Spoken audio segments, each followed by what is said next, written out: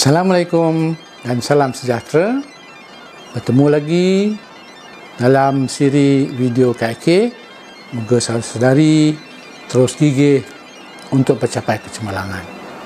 Saya Muhammad Ihsan Amin, Ketua Perunding UNO-Q Consult Enterprise. Hari ini saya akan berkongsi mengenai keberhasilan projek KK. Ini adalah di bahagian akhir pelaksanaan projek KK itu. Mana kita cuba menilai kembali apa yang telah kita lakukan, apakah hasil yang kita terima, dan aspek ini perlu saudari teliti dengan ambil berat sebenarnya. Jangan burn out bila kita dah habis mencipta satu inovasi, kita jadi anti climax. Sepatutnya aktiviti ini merupakan the climax of the KK activities. Ia adalah satu kita akan menikmati the art of daripada apa yang kita telah diusahakan. Selain daripada ia membuktikan kekuatan dan signifikan projek kita ataupun inovasi kita itu, ia juga menjelaskan tahap ketinggian impact satu-satu inovasi tadi itu. Jadi jangan ambil mudah, jangan lemah di peringkat ini, tetapi lebih bermotivasi untuk kita melaksanakannya. Okey. Jadi tujuan perkongsian kita kali ini, saya akan menjelaskan apa itu keberhasilan projek. Ada 3 aspek keberhasilan projek yang secara umumnya, sama ada di peringkat dari horizon baru, KK, QCC, ICC ataupun Team Excellence kita. Ada 3 aspek utama, dan juga apakah penilaian mengenai keberhasilan projek. Okey, kita teruskan. Apa itu keberhasilan projek? Mudah saja sebenarnya untuk memahami. Keberhasilan projek ialah sesuatu yang dicapai dari satu penghasilan projek. Penghasilan akan dinilai keberhasilan. Jadi keberhasilan adalah proses atau aktiviti KK yang menghasilkan output, iaitu satu ciptaan ataupun satu penambahbaikan produk, perkhidmatan atau proses, dan diukur tahap pencapaiannya. Itu keberhasilan projek. Jadi saya terjumpa satu kerangka yang mudah mungkin untuk kita fahami bagaimana untuk kita fokus kepada keberhasilan sepanjang tempoh kita memulakan sehinggalah akhir satu-satu projek itu diselesaikan ataupun inovasi kita sempurna. Di sini saya ambil daripada Julian King and Associate yang dinamakan sebagai rantaian penghasilan ataupun kerangka 4E's, 4E, dan juga VFM. 4E tadi tu ialah, kalau kita saudari perhatikan rajah itu, ekonomi, efficiency, effectiveness dan equity. Ada 4E. VFM ialah value for money. Dalam konteks rajah ni ataupun kerangka ini, value of money itu adalah tentang cost effectiveness. Jadi saya rasa kerangka ini paling tepat untuk saudara-saudari perhatikan. Mungkin saudara-saudari boleh besarkan. Jadi sepanjang saudara-saudari menghasilkan satu-satu pelaksanaan satu projek, tumpukan supaya pastikan bahawa ini adalah rantaian-rantaian yang bermula daripada kita mendapatkan idea, kita mendapatkan sumber untuk kita laksanakan projek, untuk mendapat segala input sepanjang kita melaksanakan projek, supaya output kita terhasil, dan bagaimana outcome kita ukur, seterusnya impact itu. Jadi apa itu the 4E's dan value for money itu. Jadi sepanjang tempoh penghasilan sehinggalah kepada outcome, hendaklah dilaksanakan secara ekonomi. Sumber-sumber yang diperlukan ataupun didapati adalah yang genuine, yang berfaedah dan yang bermutu, supaya kita tidak berlaku kesilapan. Jangan betulkan sesuatu itu kerana mempunyai sumber yang salah. Itu pembaziran namanya. Pastikan dia mempunyai nilai ekonomi itu tepat supaya kita dapat keputusan yang betul. Seterusnya, input sepanjang proses kita itu kena dilihat dari segi efisiensinya.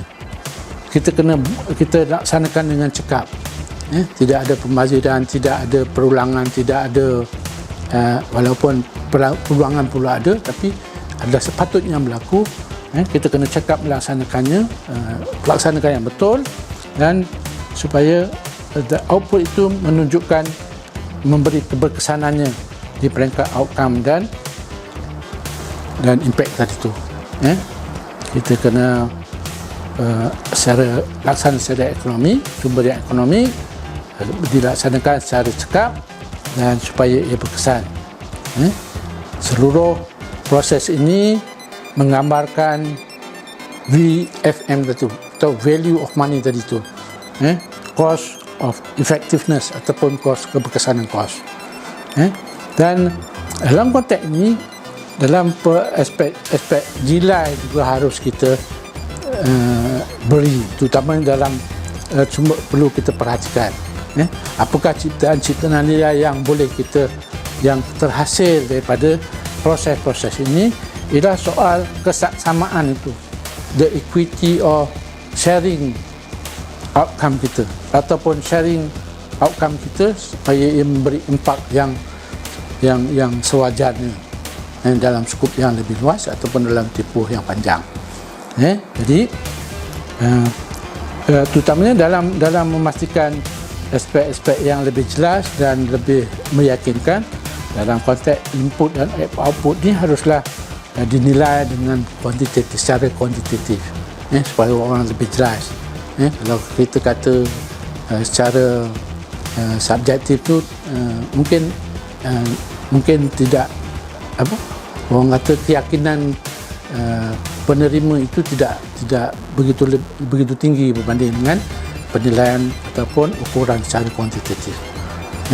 Ini dalam konteks keberhasilan, this kerangka 4 E's dan VFM ini saudari perlu hayati, dan kita fikirkan sentiasa apabila kita melaksanakan projek kita itu. Itu maksudnya. Jadi saya kata tadi ada 3 aspek utama keberhasilan projek. Yang pertama ialah outcome projek ataupun hasil projek. Kemudian tu ciptaan nilai yang dicipta dalam hasil projek tadi tu, outcome projek tadi tu, yang akan memberi satu kesan yang menyeluruh ataupun impact. Jadi dijelaskan tadi, hasil adalah hasil ataupun pencapaian yang diperolehi daripada pelaksanaan projek dalam masa yang lebih pendek. Seperti pengurangan kos tadi,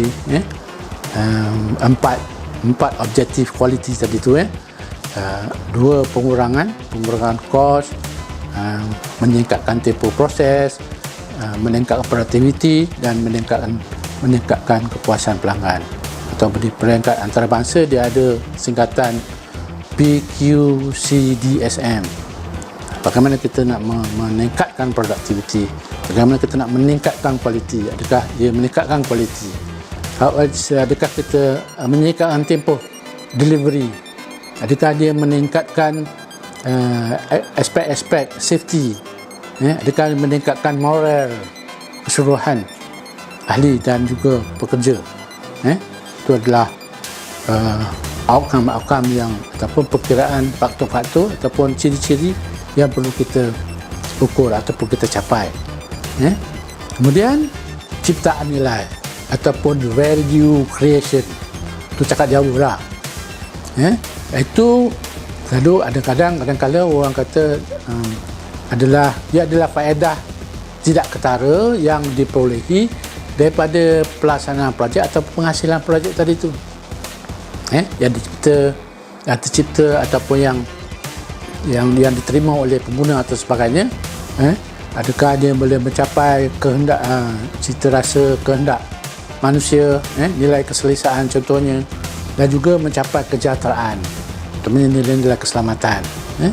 Dan impak adalah secara keseluruhannya adalah kesan daripada satu pelaksanaan projek dalam tempoh jangka masa yang lebih panjang, ataupun penghasilan projek, hasil projek yang dalam tempoh yang lebih panjang. Nanti kita lihat bagaimana, apakah penilaian mengenai keberhasilan projek ini. Dalam konteks outcome, sebenarnya mereka akan tumpu kepada penilaian tahap pencapaian sasaran penyelesaian projek. Apa itu sasaran penyelesaian projek? Saya ulang balik video ni supaya lebih faham. Kemudian pencapaian pada objektif projek. Kalau kita tetapkan 5 ciri objektif projek tadi itu berasaskan kepada objektif kualiti 4 tadi tu, atau PQCDSM, cuba lihat adakah kita bandingkan di peringkat awal kita merancang projek itu dan penetapan dia, setelah kita berhasil dan kita melaksanakannya di dalam situasi sebenar, adakah tercapai, dan faedah-faedah luar jangka yang kita tak terfikir ketika kita merancang, apakah aspek-aspek yang di luar jangka. Kemudian penilaian selalunya untuk ciptaan nilai bertumpu kepada bagaimana keunikan hasil projek itu. Apakah aspek-aspek unik dalam satu hasil projek itu, ataupun ciptaan nilai kita kepada persekitaran, pada masyarakat dan malah pada ahli kumpulan. Ia juga akan meningkatkan kompetensi ataupun kemahiran ahli kumpulan dalam pelaksanaan projek. Selain pada ia memberi faedah-faedah yang tidak ketara, non-tangible, orang kata, non-tangible benefit kepada masyarakat dan pihak-pihak yang menerimanya. Seterusnya, dalam konteks impak pula, selalunya kita impak ni apakah impak kepada ekosistem projek tu yang kita telah dalam latar belakang kita banyak kita nyatakan apakah asas-asas kenapa kita memilih projek dan sebagainya. Jadi dalam jangka panjang, apakah ia akan merubah latar belakang projek itu, ataupun dia akan menambah baik ekosistem tadi tu. Saudari boleh rujuk kepada sistem penilaian ekosistem yang boleh dekat dengan kita, ialah PESTLE, PESTLE, penilaian PESTLE, ataupun apakah impak projek kita kepada politik, kepada ekonomi, kepada sosial dan budaya, apakah impaknya kepada teknologi, pada undang-undang, dasar, peraturan atau sebagainya, dan juga kepada persekitaran. Jadi yang lebih baik penilaian ini yang terbaiklah, dia mestilah dipersembahkan dengan nilai kualitatif untuk dan pembuktian. Dia bukan nilai kualitatif tu okey, kecuali kalau kita dapat rasakan, penilai dapat merasakan seketika itu atau dapat membayangkannya. Tapi dengan nilai kuantitatif, nilai jelas. Ini dulu 1, sekarang ni 100. Nampak? Apakah keberhasilan dari itu? Dan buktikan dengan perakuan-perakuan, dengan iktirafan, dengan gambaran, dengan fakta dan sebagainya. Itulah dia. Harus sedari, itu perkongsian saya kali ini mengenai keberhasilan projek. Hingga bertemu lagi dalam video akan datang dalam tajuk uji cuba projek KIK. Oleh itu, mohon like, subscribe dan share video ini, dan untuk mendapatkan maklumat terperinci mengenai UNOQ Consult, sila layari www.unoqconsult.com. Sekian, Assalamualaikum. Teruskan usaha kecemerlangan.